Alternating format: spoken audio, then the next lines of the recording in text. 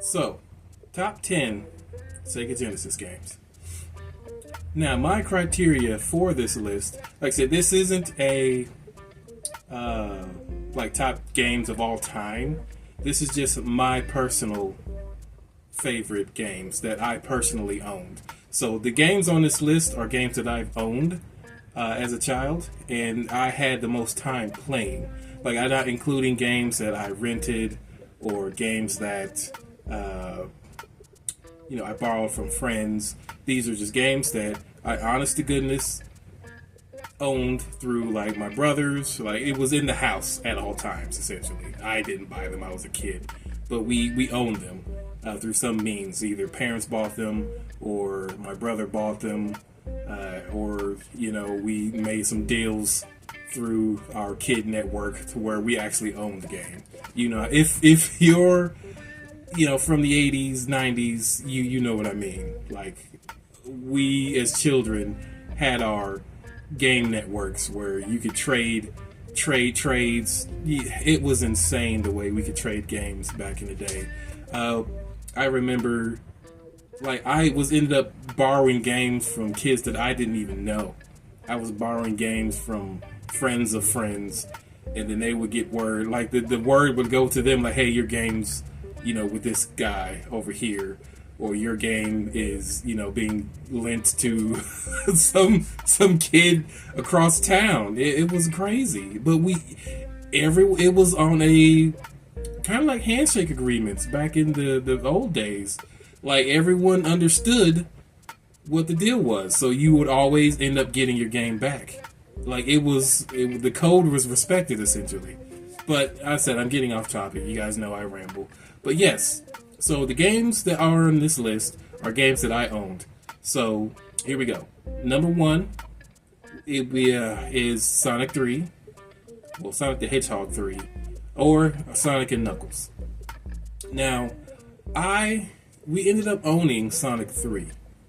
I can't remember how we got it, but it was in the house, we had it, and I played the crap out of it. Sonic the Hedgehog 1 broke me into the Genesis game, but Sonic 3, and like I said, I played Sonic 2, but Sonic 3 is the game that really cemented me as a Sonic fan. Like, Sonic 2 did it. Sonic 1 was okay. I played it a lot, but Sonic 2 improved upon it, and then Sonic 3 just really, it was off to the races. I truly became a fan at this point. Like, I began drawing him like non-stop. Like, in school, that's all I would do was draw Sonic the Hedgehog pictures. And to the point where my teacher took my notebook away and things like that. But yeah, it was really, really, it was my game. Like, I like the sprite change on Sonic 3. I can't remember. So the sprite, the actual Sonic design, the little sprite on Sonic 1 was okay. It was decent, especially for the time. And then Sonic 2, I think it was essentially the same sprite, but they jazzed it up a bit from what I remember. It kind of looked the same, but kind of not. Like, it was more pixels, I would say. Well, maybe not more pixels, but essentially they used the same design, but they brightened it up a little bit. You know what I mean? They just, not HD, but they made it better. But the Sonic 3 design was totally different. The quills, you could tell, were different. The running animation was different. I really liked the Sonic 3 sprite design. It was really cool looking, and it made him not more adult looking, but he looked more serious. Like, Sonic 1 was more cartoony. I would say the Sonic 2 sprite design was kind of in between, and then Sonic 3 design was kind of like, they took a more serious tone with his design. I mean, he still had like the cartoon eyes, but if you go back and look at it, you'll see what I mean. So, Sonic 3 and Knuckles, and we got the Knuckles cartridge. I didn't own, well, I did own it, but this comes into that code of borrowing games I spoke about. So the way I got Sonic, for those who don't know, the Sonic 3 was a separate game. It was an unfinished game. So basically, they released Sonic 3. They didn't have time to finish it. So they created an attachment cartridge called Sonic and Knuckles, which is essentially the other half, the finished game, the other half of the game that they wasn't able to put into Sonic 3. So basically, think of it as DLC, but you had to pay another $60 for it, and or whatever the price was back in the day. I wasn't sure. But yeah, you had to pay for that, and then you could attach the Sonic 3 cartridge on top of the Sonic and Knuckles cartridge, and then you would be able to play through Sonic 3 all the way to the end, and then have the Sonic and Knuckles part, which was the other half of the story that finished it. Oh gosh, dude. Yeah. Well, we'll just keep going. Ignore him. Ignore that. Ignore it.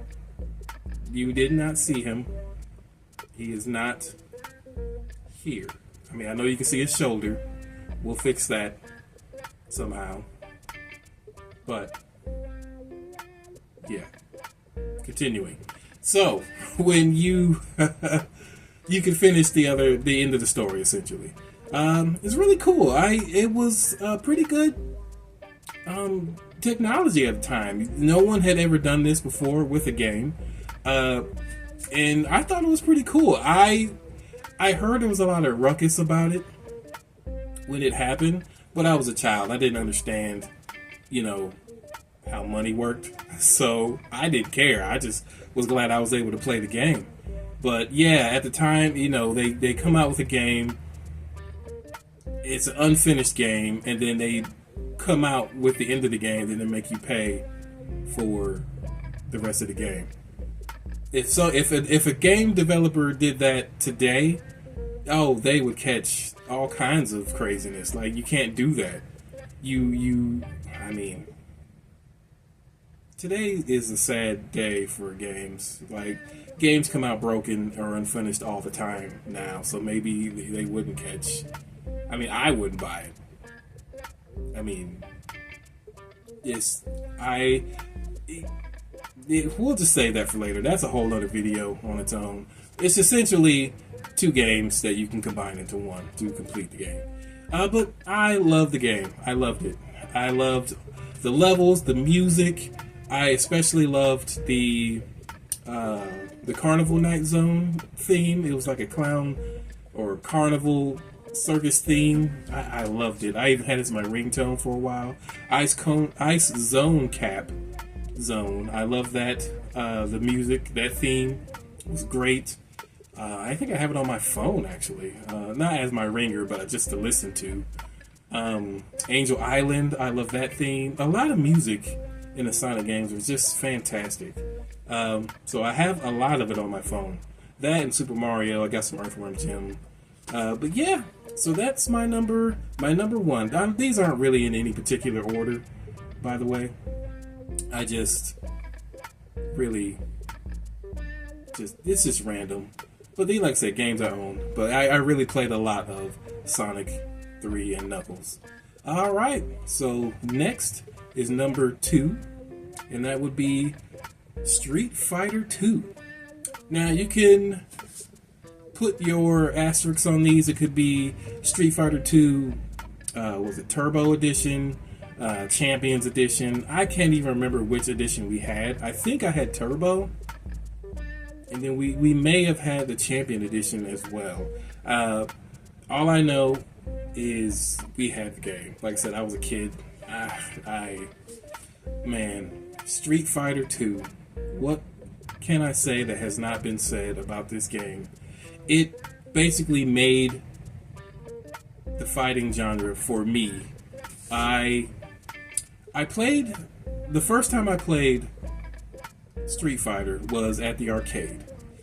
And I didn't play fighting games, but I saw this cabinet and it had, these guys were going at it. I'm surprised the cabinet didn't have anyone at it, because at that time, Street Fighter, there was a craze. Like you could not find an empty cabinet. I don't even remember what arcade I was at.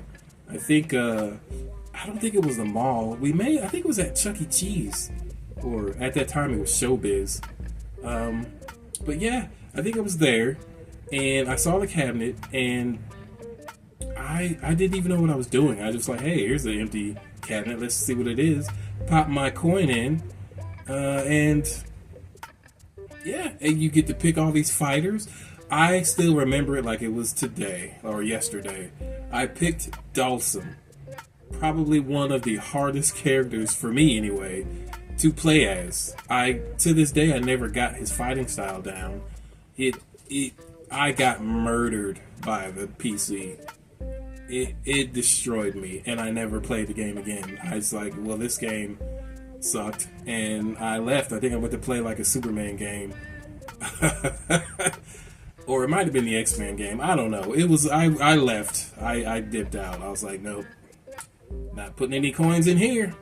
And so later, when the game came to consoles, my brother brought it home, and I had a chance. I didn't even remember that it was the same game, even though I saw Dawson on the screen. It just didn't click in my mind that this was the game that I got murdered in. And this time, when I played at home, I picked Guile, and I had a lot. The experience was way more enjoyable. Guile, I love the charge attacks. I was able to execute them, and mind you, we just had the cartridge. We didn't have the instruction manual, so I games didn't come with tutorials back in the day. You just had the instruction manual, and that told you how to do the moves, but we didn't know. Like we basically figured out everything just by trial and error. So, or like your friends would tell you how to do the moves, and it was just basically all this learning with this game, and I learned them all. We had tournaments at the house. It was crazy. We all had a really good time. I remember one of our tournaments, we put the difficulty on the highest difficulty, and it wasn't a tournament. We were just having fun. Basically, we put it on the highest difficulty setting, and we would see who could make it the farthest. And we made it to, I don't even remember who made it. You're in a shot, but we made it to Balrog. Was it Balrog? No, it was Dhalsim. Dhalsim. We could not get past Dhalsim. We would be doing okay, and then during every match, he would get you in the throw move. And for you guys who know, Dhalsim's throw move is he would just punch you repeatedly in the head. That's why I got it confused with Balrog, because Balrog would headbutt you continuously, and we couldn't get out of it. Like, he would literally, you'd be at half HP, and he'd get you in the move, and he would just repeatedly hit you in the head until it was KO. And it got to the point where he would do it every match. And as soon as we saw that you were in it, he would just pass the controller. Like, you're done. Give it up, son. You're not getting out of this move. I don't know why we couldn't get out of it. From my experience, he would hit you like 3 or 4 times, and then the move would end. But in the highest difficulty, he would just continuously hit you. I don't know if it was a glitch in the game. I don't know. It was crazy. We just gave up after like an hour. Dhalsim just destroyed us every time with it one move. And then, like I said, we'd be going at it for like a half a match, and then he would get you in this throw move, and it'd be game over. You're done. Like I said, pass the sticks. You're done. So yeah. Yep. So that is, I know I spent all the time talking about that, but yes, the music, iconic in Street Fighter. The graphics were great. I always enjoyed the Sega Genesis version. I played the Super Nintendo version over a friend's house, and I did not enjoy it. I much prefer the Genesis version. I don't know why. But I don't know. I know that Nintendo had a better sound chip. I don't know what it's called. I'm not that real technical, but I could tell even as a kid that the sound was better. But I still liked the Sega version, like even the sounds, like it. I don't know, and that's what not even just with Street Fighter. It was with every game. Like Earthworm Jim was on the Sega, and then it was on the Nintendo as well. I preferred the Sega version, even though I know the sound quality was better on the Nintendo. But I just love the Sega Genesis, even with its faults. And it's, I don't even know what you would call it. Like, it didn't sound bad, it just sounded different because the sound chip was different. And I could recognize that, and I just liked the Sega. I don't know. Maybe some Sega Genesis owners could tell you guys what I'm unable to convey. But yes, there was a certain tone with the Genesis, and it made me feel at home. I loved it. So that I could talk about Street Fighter more, but I think you guys get the point. It was a really good game. The combo system was revolutionary. Ryu ended up becoming my main. I learned how to. I've said it previously. I learned how to play with everyone except Dawson. I still can't play with him. I should try one day just to see if I can get him down. But I've learned how to play with everyone. Great game. Loved every minute of it. Let's see. All right. Next up is number 3, and that is Sonic 2. Sonic 2. I love Sonic 2 as well. Yeah, I played it a lot. Like, I wouldn't say... this probably is... No, I play Sonic 3 more. But Sonic 2 got me... It primed me. Because once I played Sonic 2 for a while, and then I learned that there was a Super Sonic. And I was like, what? I learned it from one of my friends, and he's like, yeah, you know there's Super Sonic, right? And I was like, what are you talking about? He's like, yeah, he turns gold, and he's like, you never done this? And I'm like, no, I haven't, and I've been playing this game for a long time. I thought he was lying. It's like, shut up lying, man, with all these stories. Why don't you just get out of here with your lies? And he's like, no, there's even a code that you can do. And he gave me the code, but then he also told me how you can do it just by playing the game. And I always thought getting the Chaos Emeralds were just like a little fun mini aside. I didn't know, like I said, I was a kid. I didn't care about story. I just wanted to go fast and blaze through these levels. So when I learned, I know, hey, you beat the game, it says try again to get all the emeralds, but I just thought, like, hey, that was just giving you, like, a reason to go back and play the game. I mean, which I was going to do anyway, but I didn't care about the emeralds. And I didn't really care for the special stages. I mean, they were cool, but I wasn't about to waste all my time trying to get these emeralds if I'm not having fun doing it. So I put the code in, and sure enough, it worked. And my mind was blown by Super Sonic. I was like, are you kidding me? Why wasn't Super Sonic in the first game? And all these questions start going up in my mind. Like, what are these emeralds? What are they for? Like, how does he go super?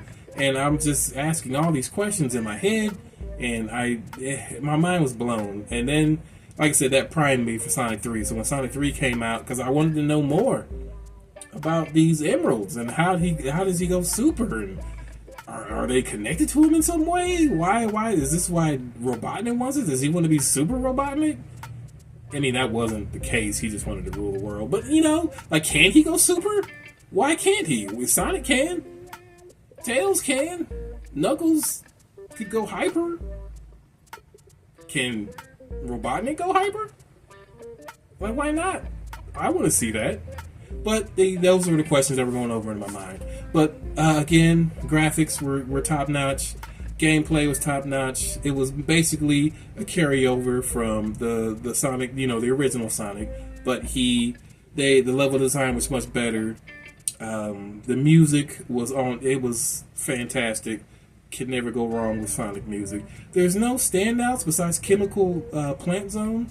That's probably my favorite theme of all the tracks. Let me think. Was there any others? No. Chemical Zone Plant. That's probably my favorite out of Sonic 2. But yeah. Sonic 2. Great game. I would suggest it to anyone. And with all the other games on this list.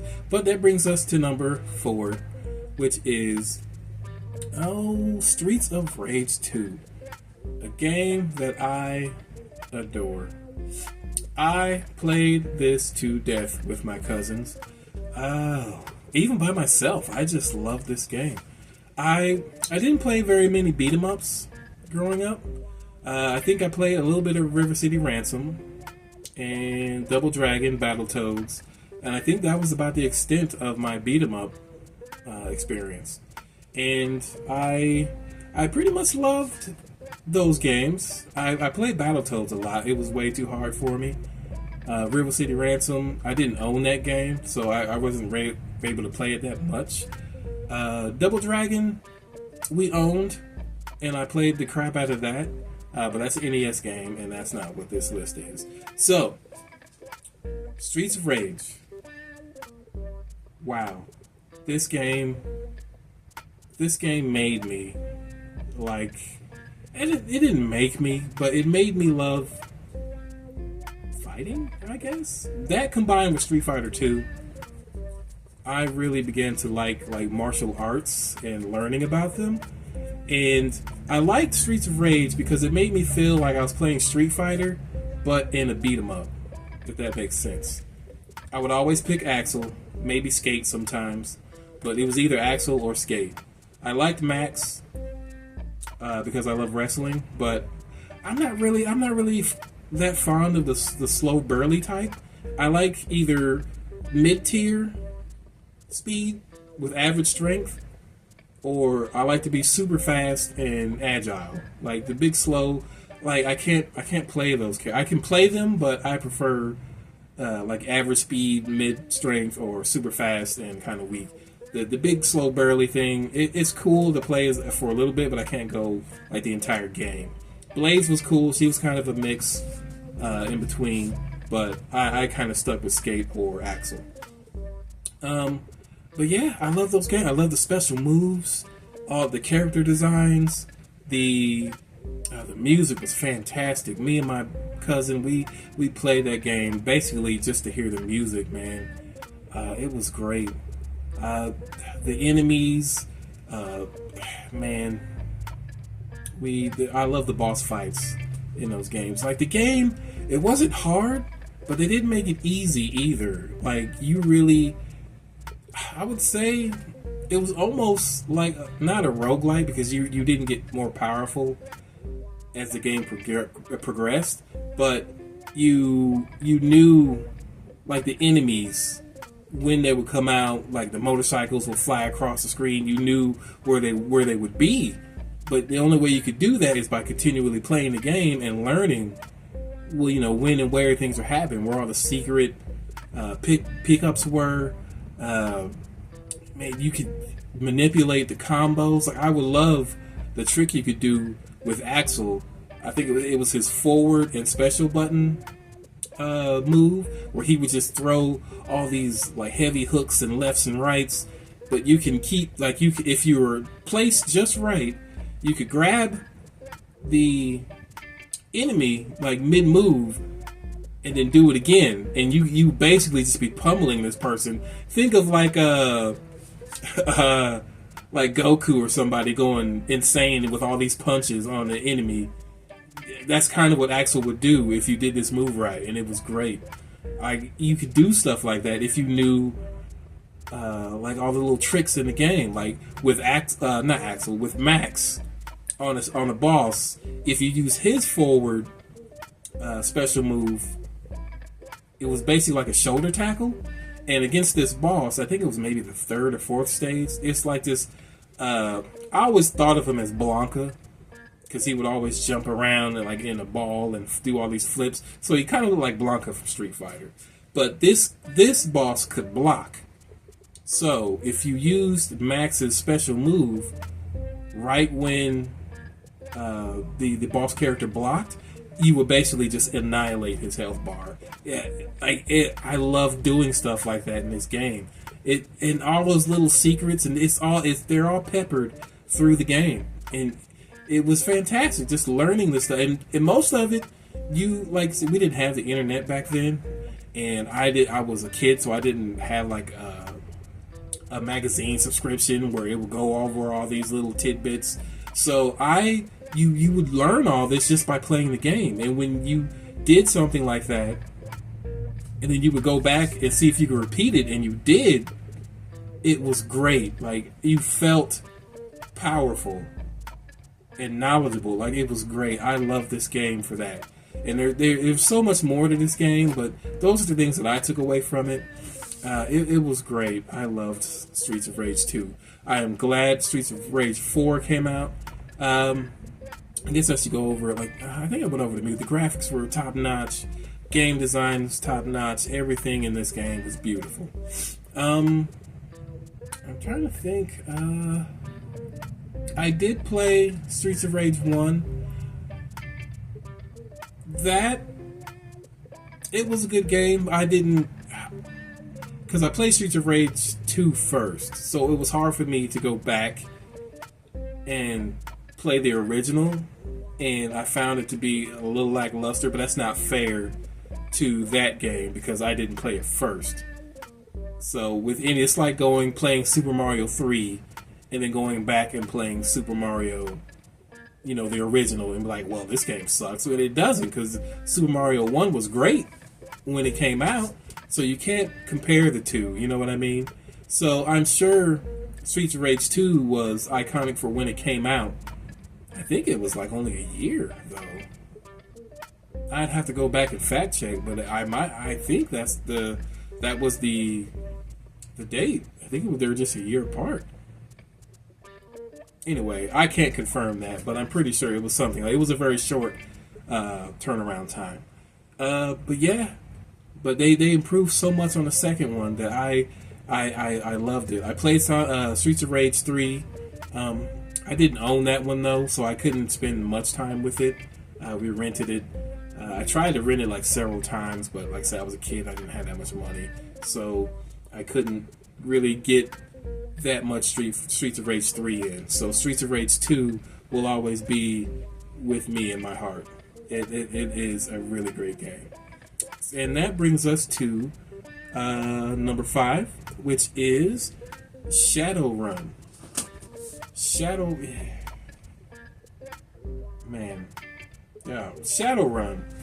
is... Now, I have played D&D with my older brother, and I got 2 brothers, just so you guys know. So when I say brother, I kind of mean both of them. I'm the youngest, and so I say older brother. When I say older brother, I mean the oldest, and then there's the middle brother, but he's also older. Never mind, we're not going to get on it. I got 2 brothers. So when I say, it doesn't matter, whatever. My brother, we played D&D with him a lot, and I really enjoyed D&D. I think the way we got into it was through what is that game? Gauntlet. We bought a board game. I think it might have been Conan. I don't know. No, it was actually a bona fide D&D board game that we bought, and that's how we actually got into it. So he started doing, he bought all the books and all that, and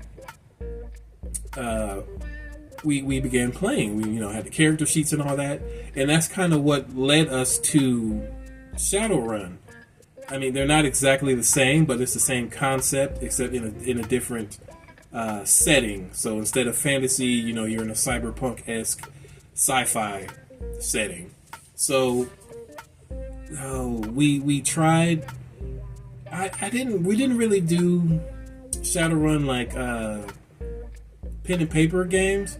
We basically stuck with the video games on that end, but we did play a lot of D&D, and that's kind of what led us to Shadowrun. Now, he brought home Shadowrun for the Genesis, And boy, let me tell you, you want to talk about a game that blew my mind, because not only this was basically GTA on the Genesis. Like, it was asymmetrical, so it was top down, and you had your character that you could create. I mean, you couldn't really create him. The guy's name was Joshua, I believe, the protagonist, and he basically you could pick his class, but you couldn't change anything else about him. So you could be a fighter, or like a warrior or whatever, a mage.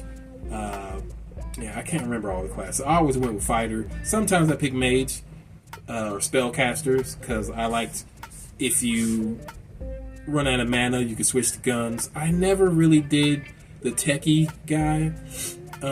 I did some, like I would basically go.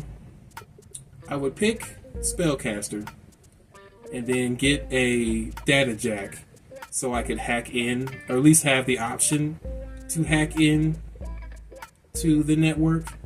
Like, I wouldn't go all techie on my shaman, because then I would lose all my shaman abilities. But at least having the option to at least hack in and do like basic like network hacking would always be a plus. I mean, I know you could hire a guy to do that, but I always liked being like, I'm the hero. I don't want, this guy doing it. I wanted to be the all-arounder. Like, you're supposed to be the hero. You're supposed to be the guy doing everything, not your goons.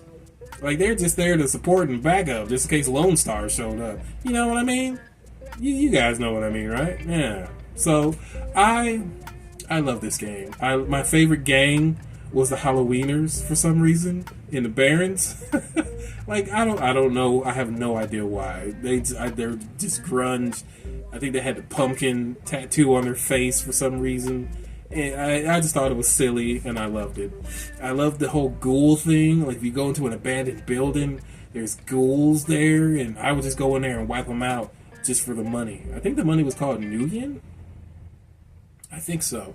But man, I love this game. You could travel to other cities. I love the Raymond Barrens. I love the music there. It just seems so grungy. You go in there and talk to the Johnsons, and they'd give you all these crap jobs. You're delivering packages. Like, you were basically just the bottom of the barrel runner in the Raymond Barrens. And I just thought it was cool.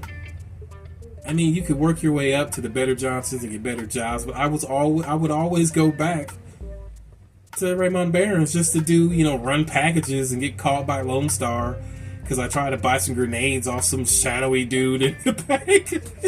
The game was great. They would have all little kind of not mini games, but just little instances. Like, there always be a guy like, hey you want to buy some grenades? And I'd be like, yeah, man. And then the Lone Star guy was like, hey, yeah, you're caught. You're going to jail. And then you could either run or, let them arrest you. The game was packed full of this stuff, and I loved it. The guys tried to sell you like drugs or something. There's always some shady dude in the shadows, and sometimes they'd be legit. They're like, yeah, here you go, and then you get your grenades or your guns, and you just walk away. And man, I love this game. There were so many instances like that, and you get all these odd jobs from the Johnsons, and the Johnsons were guys who would give you these jobs. You would be the runner, and they would be the Johnson. And they would give you the job, and then you would carry out whatever job. Some jobs would be legit.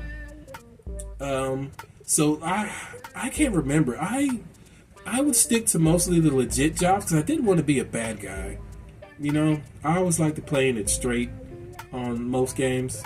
So I would go to the Johnsons, who would give you like legit jobs. Sometimes you would have to go, like, the story would progress, you would have to do some dirt because you were trying to do the story. But I would stick with the Johnsons. I would stick to the straight up, like, the legit jobs most of the time. Sometimes going and doing like the dirt would be cool too, because like some Johnsons would send you like into the police station to like get some files or something. That was always I always thought that was fascinating, like seeing if you can break into like essentially who was the police, and those jobs were always fun. So yeah, the game was great. I loved it.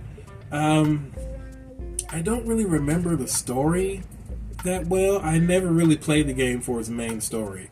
I would just get on there and just basically do whatever. And I love that Shadowrun was like sci-fi fantasy. It was sci-fi fantasy because there would be orcs, goblins, elves, and humans, but there's all this science and magic-y stuff. Like, I love that setting because it's not just sci-fi and it's not just fantasy, it's everything. And I love all that stuff. So to see it all crammed into one package was great, and I still love it today. Shadowrun Returns, I have that on PC. No, I think I just have it on Steam. I thought I bought it somewhere else. I may have. Sometimes I buy multiple games, or I buy one game multiple times, just so, like, if Steam goes down, like, it'll be somewhere else. But I don't even remember if I have that one anywhere else. But yeah, so yeah, I love Shadowrun. My game for, like I said, my brother. So I know I said my brother brought it home, but then he gave it to me. And then when we got older, and I moved in my own house, he's in his own house. He wanted to borrow it, and I let him borrow it, and now the game's missing. So, is he telling the truth? I'll let you guys tell me. So, either he's reclaiming his game, or he legit lost it, and it's just missing. I am under the belief that he is reclaiming it. That's what I believe. But we'll never know, will we? But you guys sound off. You let me know. If this was your older sibling, if he gave you a game, and then years later when you're adults, you let him borrow it, and all of a sudden it's missing now. Like, he's never lost anything that I know of, but he loses my game, which was his game, but it was mine at the time. So yeah, you guys tell me. Let me know in the comments what you think of that situation. I told you what I feel. You let me know what you think. So that is number 5. What is the next one? Next is NBA Jam. NBA Jam was a great game. That's what basically got me into sports games. I'm not really into sports games anymore. I kind of stopped following sports when I moved out of my grandmother's house. So I lived with my grandmother for a long while, and my grandma had a house full of people. She was basically the mother of all mothers. She mothered the entire family through this house. So there were like 15 of us in this house. I mean, that's exaggerated, but it was a lot of us. If I can go off the top of my head, yeah, it's about 10, 15. Yeah, I would say 10 to 15 people in that house. Not all at once, but we were all there. Like, at some point, like, people would leave, people would come back, people would leave, come in, and so there were a lot of people in this house, and it was only like a 3-bedroom house. So there were a lot of us. So to keep us entertained, we had this gaming console, which was the Genesis, and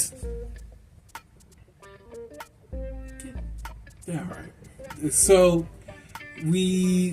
my cousin brought in NBA Jam. He was a big basketball fan. Michael Jordan was his favorite basketball player. Mine at the time was Scottie Pippen. So when he brought this in, because I'm thinking it's just another basketball game, like Big Whoop, but the NBA Jam was something different. It was something special. It was 2-on-2, 2-on-2 game, but Like that's been done before. We had arch rivals, but this was they exaggerated it. The actual act of the basketball. So and I loved it. Like you would think, like if you were just to pop the game in and play it as a normal basketball game, you wouldn't think this was special at all. But the thing is, once you get to playing it and you get to playing around and doing, you will learn that you can do some crazy things in this game. Like, so like you shoot, like you try to shoot the goal from way like further than half court, and then you would land it, and you're like, wow, that's crazy because you normal game you would never do that. It would be. I've done it like in NBA 98 and whatever, all those kind of games. You could do stuff like that, but it'd be like 1 in a million chance that would hit. And it's kind of the same with NBA Jam, but not really. You would hit more often than not, especially if you had the character with the stats to do it. I would always use secret characters. I remember I would always use Air Dog for some reason. I don't know why. I think I just like the name Air Dog and P-Funk. Those were my two guys. Like I would pick Pippin sometimes, but for the most, it was always secret characters to me. And that was another thing. There was a million secret characters in this game. I think President Clinton was a character in there, I believe. Like what? What? Like I don't even know who Air Dog was. I knew who P-Funk was. I wasn't like a big fan of P-Funk, but just to know that he was in the game. I picked them. I don't know why. There were so many others I can't remember, but those were the ones that I picked. I played with. But like I said, they had all kind of your typical basketball players were in it, and my gosh, the things you could do in this game. You could run up and down the court. You're doing these dunks where you jump like 30 feet in the air. And just come slamming the ball into the goal. Like man, the amount of dunks you could do. I mean, there was never. I don't even know how they really worked. Like it could have just been random, but I think the way you go into the paint, and it depends on like which angle you're coming in, the speed at which you're coming in, because there was a turbo button. So you would do a regular dunk if you're not holding the turbo button down. But if you're holding the turbo button down, I mean, if you're coming from the top or if you're coming from under, straight forward, I believe that would determine what kind of dunk you would do. It could seem like it was random, but I love this corkscrew dunk. They just had one where you jump 30 feet in the air and you just come down, and you could tell. So the thing that my goal at the end of every game, because you could only do it in the fourth quarter, you could shatter the backboard. And you can only do it if you've been doing these hardcore, like you could tell which were the heavy hitting dunks, because like the screen would shake and then the backboard would like sway. So you're like, yeah, we're really doing some damage on this backboard, right? So you, at the end, during the fourth quarter, if you've done enough dunks, like the backboard would just shatter, and I always thought that was the coolest thing, man. You would just, I wish I had a clip, but I don't. I'll see if I can find one. If I do, I'll put it up somewhere around here. But it was great. I loved NBA Jam just for all the crazy things you could do, all the sneaker squeaking as you're going up and down the court, the turbo button. I loved the commentary. So if you hit 3 goals. And that's what I'm saying. That's why they exaggerated this game, because you could go.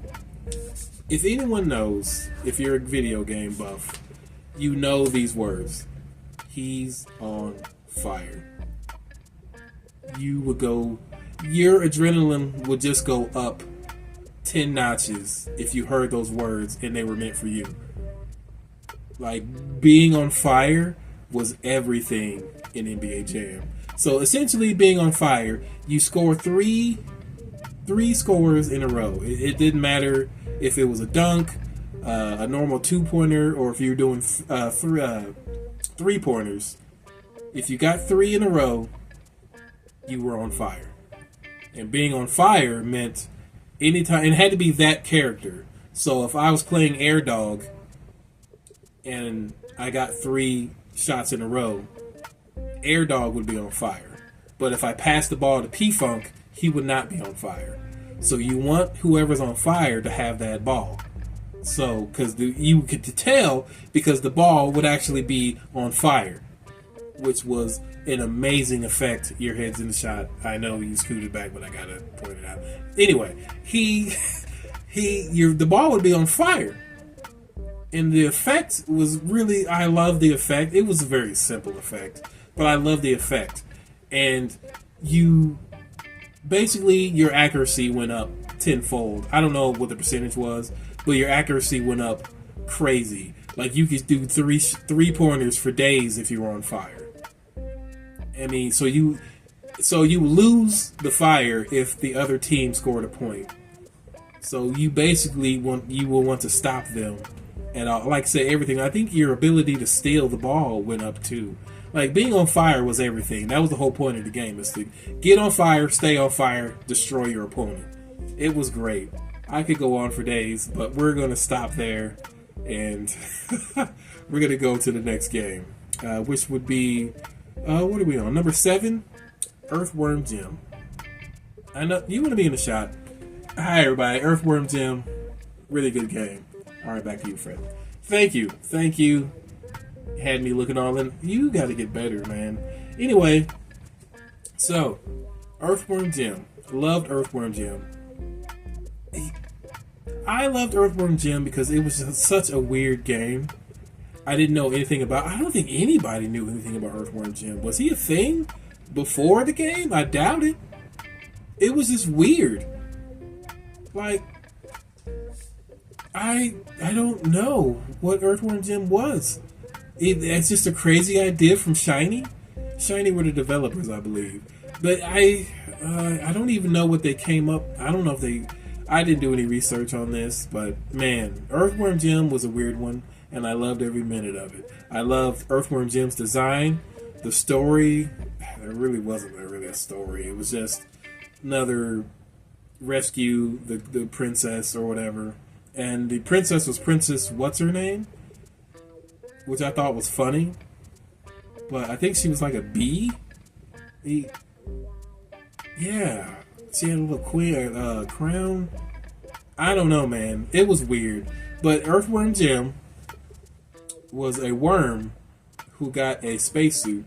Not a space. It was like a super suit. And he was just a normal worm. And the suit fell from the sky or space and it landed on Earthworm Jim. Which, I don't know if it mutated Earthworm Jim into a super worm. I don't think so. I think he's just a normal worm. But when the suit got on him or fell on him, he got bigger. So it had to mutate him in some way, but it doesn't state it in the story. He was just in a super suit, and he had a plasma gun, and that was it. Like the suit was all the power in the gun. Like he was just a normal worm in the suit, from what I understand. Oh man. But yeah, like I said, crazy story. I love the music in Earthworm Jim. I love the character. The art is what really got me on Earthworm Jim. Like I said, I'm an artist, and I love the way they animated. His animations were great. Animations through the entire game was great. I could tell they really took their time with this game. Like the environmental design was crazy, but at the same time, the art sucked you in. It made you want to keep going because everything was just so insane. And the art, it's just like, hey man, you want to see you? If you thought that was crazy, check this out. And it would be crazy, but it would look amazing and crazy at the same time. At least for me, anyway. Like I said, all the characters are great. I love Psychro. Peter the puppy, I always thought was a crazy. He's just this cute little puppy, but if you did something to make him mad, it was like Dr. Jekyll and Mr. Hyde. He would turn into this monster-looking dog, and he would just murk anyone in his path, even Jim, and they were best friends. When he turned, he didn't care. You were getting it if whoever you were. I in the game they didn't really use that as much. He was only like in mini games, but I love Peter Puppy for that. It was like Hulk, Bruce Banner, and I wish they'd used him more in the game, or even made him like a secret character or something. But yeah, they never really did much for Peter Puffy. He was always just like in mini games and things like that. But he was supposed to be Jim's like sidekick. I know they made a cartoon where they used Peter more, but yeah, I really love Peter. I love Jim. I love Jim's personality. He's like this. I don't know what Jim's person was. He like a good old boy? I don't think he was. He was just a worm, a crazy worm. He do crazy stuff. Well, I think I'm not sure. I can't really remember. I remember most things around Jim. Like my favorite villain was the goldfish. I always thought that was funny. Even with my goldfish now, I feel like they're him. Like they're plotting on me from the tank. Like they're always looking. Like I have 4 goldfish and they're all just staring through the glass. Either they're wanting me to feed them or they're plotting my demise. Probably both. But yeah, I love the fish. Was it Bob the fish? And then Evil the cat were my 2. Those are my 2 villains. I love those 2. Well, Psy-Crow. So 3. But yeah, I loved Earthworm Jim. The music was great. The art was great. Sound design was great. I loved, like I said, with that Sega Genesis, man, that sound chip. It would, I don't know if it was reverb or what, but he, like, every time you beat the stage, Jim would be like, groovy. But it would sound, I guess, by today's standard, it would sound horrible. But I loved it. And the animation, because you would see his lips, he'd be like, groovy. I loved it. The animation, they really did their job on the animation tip with Earthworm Jim. I loved it. Not much more. The levels design. Earthworm Jim was pretty hard too. It was a pretty hard game. It took me a while as a kid to beat it. I'm not sure. Yeah, I have to go back and play it as an adult. I haven't played it in a while, but I know as a kid I had a hard time with it. Earthworm Jim 2 came out a little ways after that. It's weird because I prefer Earthworm Jim 1 over 2. They didn't change much, but they changed enough to where I was like, I kind of rather go back and play Earthworm Jim 1. And that kind of been, like I said, I was a child at the time, so I'm not sure. Like I haven't gone back and played 2 as an adult. So it probably is a better game, but at the time as a child, like, so this is the thing with me. They changed the gun flash animation. So in Earthworm Jim 1, I really liked the way the gun flash was on the original. And then on number 2, they changed it more to like a ray gun kind of thing. And I didn't like. They might have changed it because the ESRB or whatever, so maybe it looked too much like a gun flash, and they wanted to make it, tone it down. That may be why. As a kid, I didn't think that, but now as an adult, I'm like, oh, maybe that's why it was too much of wow, you're all in the screen. Oh, okay.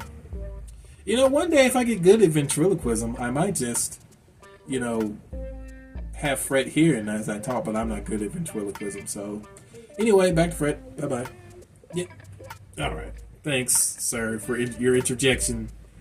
Truly inspiring stuff. All right, back to me now. And we're going to leave it off with that. You ruined it. You ruined my train of thought. Yeah. Okay, back to... What were we on? Number 8? Number 8. Echo the Dolphin. Echo the Dolphin was a really good game as a child. I don't even know where we got this game from. I'm not sure if my brother bought it home, or my other brother bought it home, or if my parents bought it. Somehow it ended up in the house. And I played it a lot. I think the thing that really got me with Echo the Dolphin is I love water.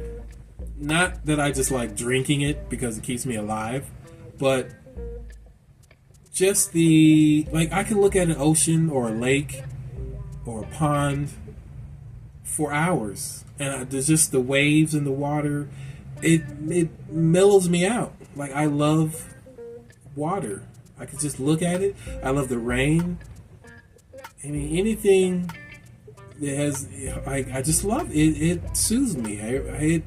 I really like it. So, being in a game where you're in the water and you get to see the ocean, you can, jump above the waves, you can dive down below the waves, and they really got like the ocean current down. And, well, they simulated it. It wasn't totally, but they really understood what being in water was with Echo, and I really enjoyed it. The graphics weren't the greatest, but I did like all the design, and they had the coral reefs, other aqua life they had in there. Sorry, excuse him. Okay, this is happening too much now. We'll get better at it. So yes, I loved you. Well, I'm sure you loved it too, didn't you? All right. The game was great. It was a very difficult game. I believe it took me years to beat that game as a kid. I don't even remember. Like, I think there were 2 Echo the Dolphin games on the Genesis, but I'm not sure. I can't even remember which one I had. All I know is I got murked. I got halfway to where, because I think you're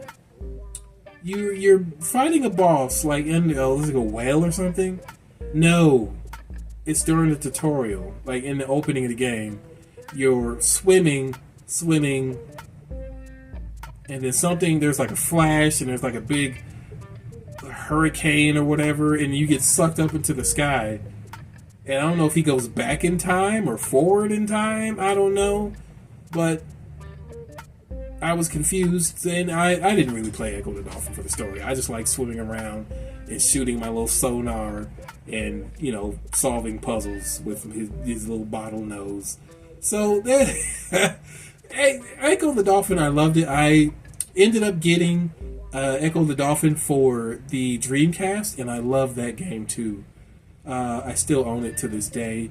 If my Dreamcast worked, I would actually be playing it.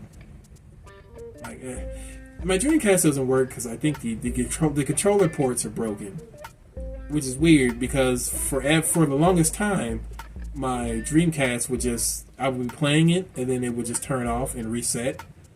So I finally fixed it myself, and now I must have broken something while I was doing that, because now when I put the controller in the port, nothing works. So I think I'm gonna go take it somewhere professional and have them just fix it, so I don't have to mess around with it anymore. But yeah, I own and I love Echo the Dolphin on a Dreamcast too. It's a fantastic game. It's still confusing, still hard, but they really got the underwater exploration down, and I think that's what I like most about Echo in general. Is I love the exploration of underwater exploration. It's great because you're just not on a plane. Like if you're in a grassy field, you're in the water. You can go up, you can go down, you can go. You have all these axes to navigate, and I loved it. And yeah, I really love Echo the Dolphin. Not too much to say more about it. Like I said, it was a really hard game. I don't even think I beat it. Well, I did beat it, but it was like way, way, way later. I think I was in my teens at the time.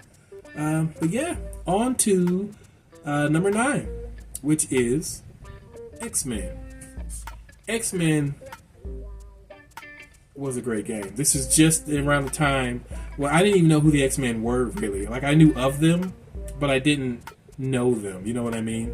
So when X-Men came out for the Genesis, this was my cousin's game. Like I said, we all lived together, so it was in the house. So we played the crap out of this game. Like, I think at the time, I didn't even know who these characters really were.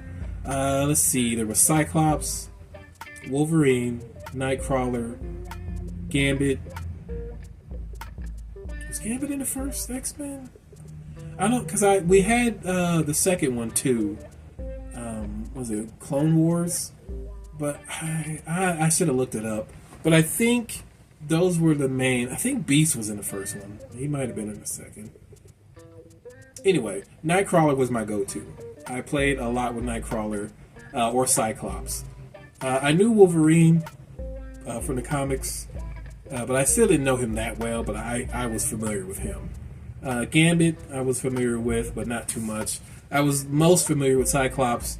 I didn't even know who Nightcrawler was, to tell you the truth. I see Nightcrawlers in the arcade game, but when he was in the Genesis version, that's kind of when I came more familiar. Like, I didn't even know he was supposed to be teleporting in the game.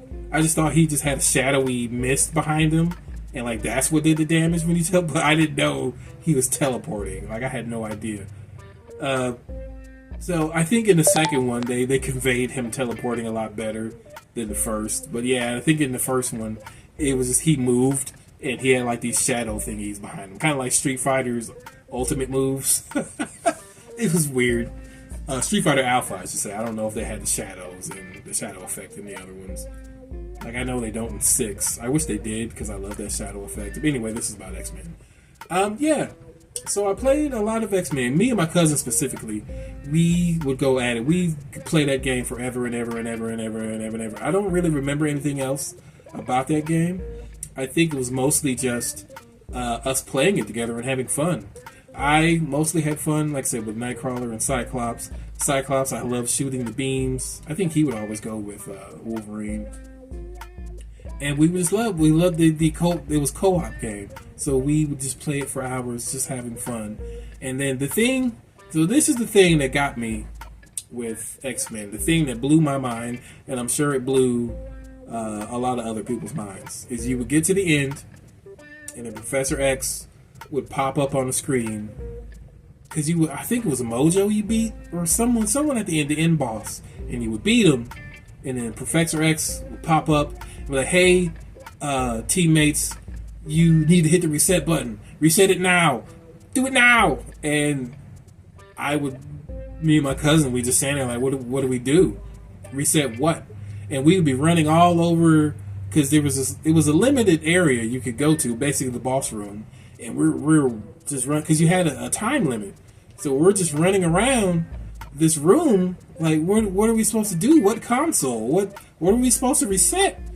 And some of you probably caught what I just said and are putting 2 and 2 together. But when you're a child and you're reading this from the professor himself, you think there's something in this room that you need to do, and you need to do it now, and you can't find it.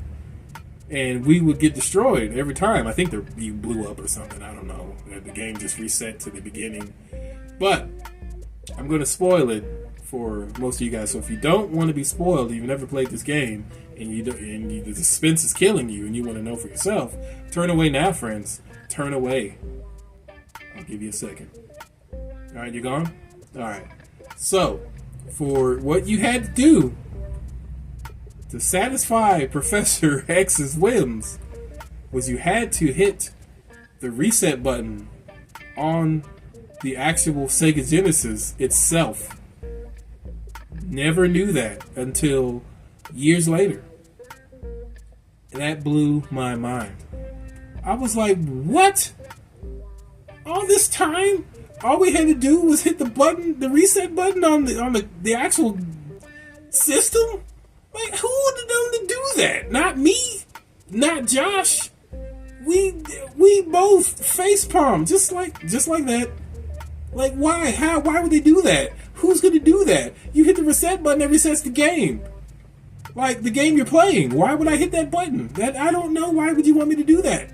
Why? Who would think to do that? You would think the guy in the game is saying hit the reset button. He's thinking hit the reset button in the game, not in real life. Why? Who would hit the real? Even now, I'm still flabbergasted. Who thought of that? I'm mad at it, but at the same time, I'm fascinated with it because that is such good game design. It's just sorry. I was not open-minded enough to think, hey, yeah, hit the reset button on the console. Josh, what are you doing, you idiot? He told you right there what to do. I knew what to do. You just didn't know what to do. I was waiting on you to see if you would catch up to my intellect. And Mr. Xavier here. Yeah. It wasn't me. Yeah.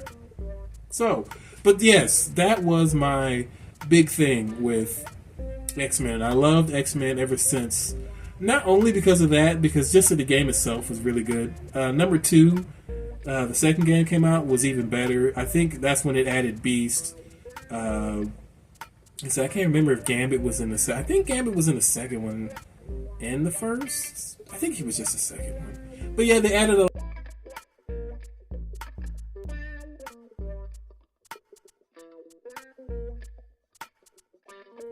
Sorry everybody, the camera froze. I think I timed out.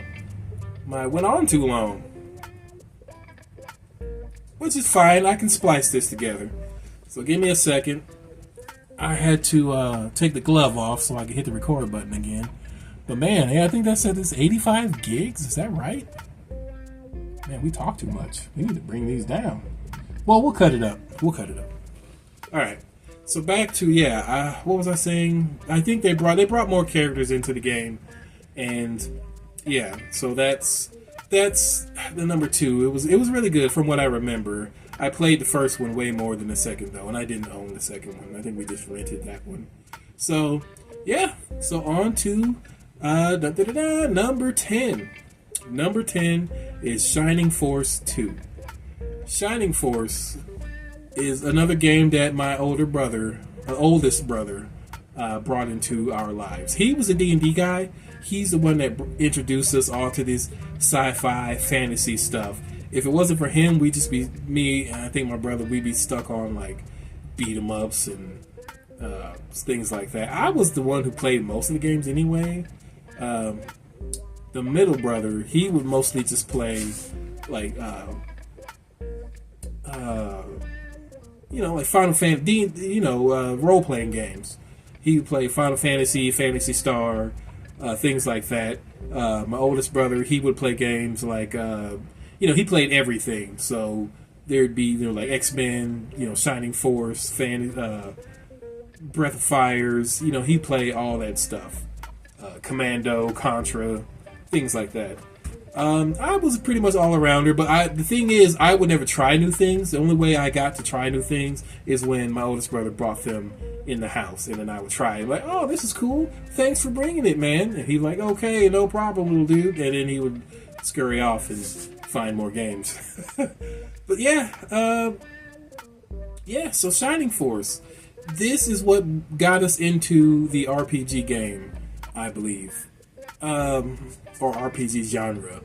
We played RGPs before this, like Final Fantasies and stuff like that, but this is what really cemented it in my life, at least, because this game, it was a tactics game, and we played tactics games before this, but this kind of really solidified it because the amount of characters were in the game, and the permadeath in the game hurt. It stung. Even to this day. In my previous videos, I told you I went back to play Shining Force 3 and one of my guys died, and I still haven't picked the game up. I was so mad.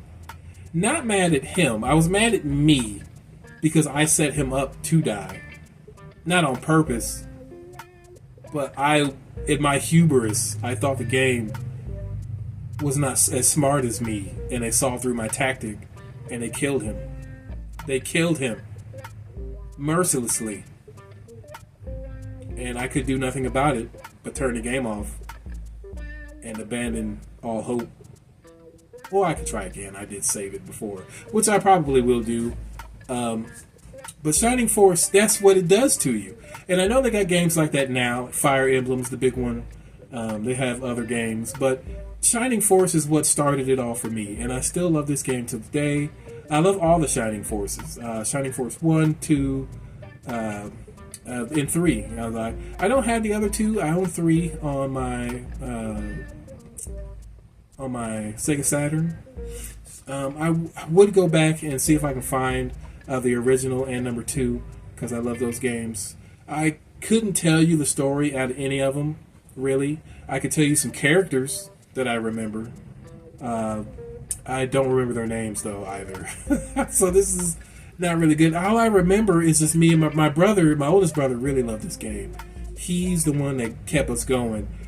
Basically, what he wanted us to do was he would go through the story, and he would let me play the battles. So I basically leveled up the characters, and then he would go through like with the big matches, so we would win. And because as you can see, I'm not a very good tactician, but he was. So I could do like to level up and stuff. I could do that because I was a little bit stronger than the enemies, and I could knock them out real quick, and then he could go off and do other things. And when he comes back, I'm like, hey man, I got us a couple levels, we can probably tackle the next one. And then he would go at it and he would win, and then we would repeat it, and then we would beat the game that way. So he's basically using me as labor for his leveling up. Yeah, that's fine. I remember the music in this game was good. The effects for the time were actually pretty good. The game design, the game graphics, I really loved. I loved the way it was kind of asymmetrical. You've seen these tactic games where it's top down, and you would see the grid where you can move your characters, and you would basically, it's like playing chess kind of. You basically have your archers, your spellcasters, your fighters. So you would have your fighters run forward, and you would put your archers in strategic points so you could pick everyone off or provide supporting fire for your warriors. And you have to have your mages kind of in the middle there, but you don't want to have them too close because they'll get murked. And you got to have your clerics or your healers. Healers, man. I would always get them killed because they have to be close enough to heal your fighters, but they can't be so close to where they would get hit. And I could never find that sweet line because they would always get too close, and then they would get jumped. Which is a good tactic for anyone. You have to go after the healers and the mages first. Like, forget the fighters, you don't want to forget the archers, but they're secondary. You get the healers and the casters first, and then you take everything else out. And the computer, the NPC, would follow that like hardcore. Like I'd have my mages run and my healers run, but they would chase them down. So for those who know, your classes have different like movement speeds. So your healers will be slow. Your mages, your magic users will be kind of slow. And your fighters are slow. Your archers are pretty fast. Your rogues, they're the quickest, so they could move further on the map. So if your mages are trying to run, like archers, or they'll catch up, and then they have the extra firing range, so you can't outrun them. So it's really, you really have to be a tactician to figure these things out. I see it's probably easy for some of you guys. Me, I could not do it. I try to act like I'm a good tactician to this day, but as I said, I went back and played Shining Force, and my guy got wiped. And it was the first death in the game, and it crumbled me because I didn't think I would have any. I thought I was that great, but I was humbled by the game. So hubris, people, don't let it get a hold of you. Stay humble, stay smart. Fight smart. Don't be like me. But yeah, that was Shining Force. And these were my top 10 games as a child. My top 10 Sega Genesis games, I should say. Thank you for watching. I know I rambled. I got into Octavius got into the shot a few times. I hope you can look past that. I'll try to get better at it. I know you can see his shoulder here. Like I said, this is all just practice. For me, getting in front of the camera, being more comfortable in front of the camera, getting my mouth movements synced up. It's all just practice. I appreciate you guys dealing with me. This is probably going to be a long video. I'll try to chop it down. If you made it this far, I appreciate it. Thank you for dealing with my rambling. And thank you for listening to my top 10. My top 10 Sega Genesis games. I appreciate it. I appreciate you. Thanks for watching, and I'll do another one. It might be like NES games or something, but we'll see. But yeah, thank you so much. Have a good day, and bye bye.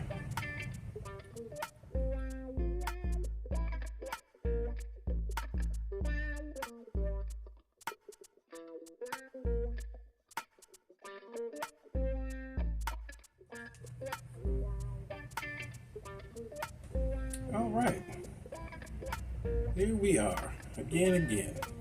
Testing 1 2. Testing 1 2. All right, we are cooking with grease here, folks. All right. So, intro. Hello, everyone. Fred here, and today I am basically going over my top 10 Sega Genesis games. Let me see. Like I said, this is not scripted. I'm just going off the top of my head, and basically, the criteria for this. Man, I really gotta get better at this. How do people do this? I guess that's what scripts are for, folks. So yeah, let's take it from the top. And I think my head got in there again. You really gotta get better at that. Like, how do you? Yeah, we'll watch some more. What?